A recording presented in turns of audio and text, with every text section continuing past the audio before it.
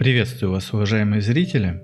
Совсем недавно проводил стрим на канале, и на трансляции в ходе разговора о ванили один из зрителей предложил мне заглянуть на классику. Посмотреть, в каком она состоянии. Вам разве не интересно, как повлиял на ванилу выход The Burning Crusade и есть ли там жизнь? Честно говоря, я до этого не особо имел представление, как себя чувствуют сервера классической эры в русской вкладке. До этого я видел разнообразные скрины зарубежных игроков, которые открывали вкладку в Who и показывали полное отсутствие игроков на сервере. Полное – это значит реально полное. На сервере не было никого.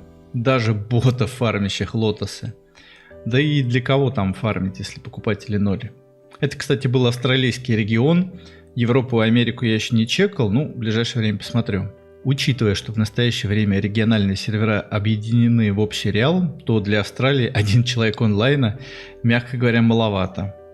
А что же у нас? Представьте себе, у нас все не так грустно. То есть грустно, но все же есть перспектива. Как я уже говорил, сервера языковых зон объединены. И зайдя на Пламегор, я увидел игроков и с Рок-де-Лара, и с Мейталака, и даже с Вестника Рока. Кстати, игрокам с Вестника Рока можно даже позавидовать. Для них после слияния серверов, походу, ничего не изменилось. Они как играли на сервере с мизерным онлайном, так и продолжили играть дальше. Онлайн действительно грустный. В прайм-тайм за Альянс присутствовало примерно от 50 до 70 игроков, из которых было только 30 тел 60-х. Как я потом понял, я зашел не в самое подходящее время. Прежде чем я продолжу, я вас попросил ткнуть на кнопку подписки, нажать колокольчик. И я знаю, для вас это ничего не стоит, а как это поможет для развития канала, вы даже не представляете. Это будет лучшая поддержка, которую вы можете мне оказать. Итак, несмотря на то, что у меня были еще персонажи не авторизованные в Burning Crusade и зависшие, так сказать, между двух миров, я все-таки решил скопировать своего воина. Поскольку это мой основной персонаж, да и одет он лучше всего. Пройдя небольшую процедуру копирования, я зашел на сервер, и первое, что я увидел, это то, что были сброшены все настройки клиента. То есть не важно, что я уже играл на классике, по сути это уже была другая классика. Нужно было опять настраивать звук, масштаб, качество, как будто я заново скачал игру и установил ее только что. Такая же история и с аддонами. Почему-то для классической эры была создана отдельная папка, а для чего-то осталась старая папка, непонятно. Кстати, вам совет, если вам понадобится какой-то из старых ваших классических аддонов, вы можете их просто перекинуть из папки классика в папку классика эры. Какие-то аддоны стали работать некорректно. Так, например, самый полезный аддон для переодевания Item Rack категорически отказывался отображать в своем меню настройки. И настройки открывались только командой. Как-то пришлось приноровиться и забинить комплект экипировки на горячие клавиши.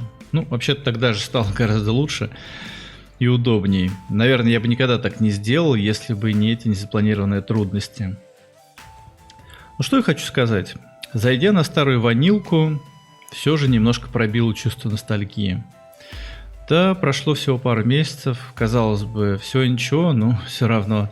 Такое чувство, что уезжал куда-то в отпуск на пару месяцев и вернулся домой. Ощущение непередаваемое. Музычка из Элвина, такие привычные локации. Смахнув слезу, я пошел осматривать окрестности.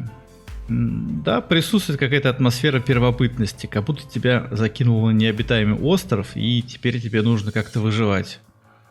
Если тебе что-то нужно, то на аукцион идти бесполезно. Скорее всего, там этого не будет. И нужный тебе предмет надо или добыть самому, или скрафтить. Или найти того, кто его тебе скрафтит. Предварительно добыв ресурсы для крафта. Потому что и ресурсов на аукционе нет. Поэтому я думаю, френд-лист должен значительно пополниться теми, кто чем-то сможет тебе помочь. Но как бы там ни было, жизнь на серверах классической эры есть. Причем довольно-таки полноценная. Я еще не чекал, что там у Орды, расскажу, как дела у Альянса. За Альянс присутствует одна рейдящая гильдия. И на самом деле совсем не такая скромная, как я думал изначально. То есть раньше мне казалось, что на ваниле время от времени собираются какие-то фан-рейды в зульгруппчике. А по факту у гильдии полноценное, плотное расписание с фармом всех рейдов. Разве что кроме Накса. Тут скорее сложности с тем, что не у всех сделан атюн на вход. Сложности обуславливаются тем, что очень не хватает ресурсов на квест. Тех же самых аркан-кристаллов, которых, как я уже говорил, не купишь. Я думаю, это проблема временная. С остальными рейдами все окей. Даже присутствует некая конкуренция попадания в состав. Я заметил и старых игроков, загиренных в Т3, и новичков, которые только осваиваются. И это, кстати, хороший признак. Это говорит о том, что ванилка со временем оживает. Да, релиз БК онлайн, конечно, подкосил подчистую. Ну, приходят другие игроки, которые хотят посмотреть на WoW Classic. И для них это уже будет новый экспириенс. Они не увидят РМТ, не увидят АФК кач. Им, хочешь не хочешь, придется качаться самому. Небольшой онлайн — это мощный сдерживающий фактор токсичности. Ты уже не сможешь кого-то безнаказанно кинуть или послать по известному адресу, потому что тебе потом придется с этим игроком встретиться не раз. Так что определенная доля ламповости тут присутствует. Кто играл на старой доброй Валькирии с онлайном 200 тел, тот меня поймет. Ну, как я уже говорил, я зашел не в самый удачный день, и на эту дату был назначен поход Зульгуруп. Ну, была идея при наличии достаточного количества людей пойти пощупать Накс, что, собственно, и сделали. Часочек пофармили трэш, потом поняли все-таки, что сил недостаточно, пошли пробовать World боссов. Кстати, передаю привет тем зрителям, которые периодически заходили на стрим и спрашивали, почему мы не доберем full рейд. И комментировали о том, что наш рейд 25 тел слабоват для Накса. Вы классные. Ну, World Boss — это реально крутой экспириенс для нынешней ванилы. Играя в классику в актуальное время, многие их даже в глаза не видели. Ну потому что и Драконы Кошмара, и Азурегас, и Казак — все это была монополия топовых гильдий, которые не позволяли абы кому даже прикоснуться к ним. Мне это реально интересно, потому что я ни одного босса не убил, ну кроме Лета, на которого убили вчера. В общем, первое впечатление от классики спустя 2 месяца положительное. Жалко, времени было мало на все посмотреть, ну, я думаю, что все еще наверстаю. Для тех, кому интересно, гильдия, где играю, называется Классика. Довольно запоминающееся название, сложно перепутать.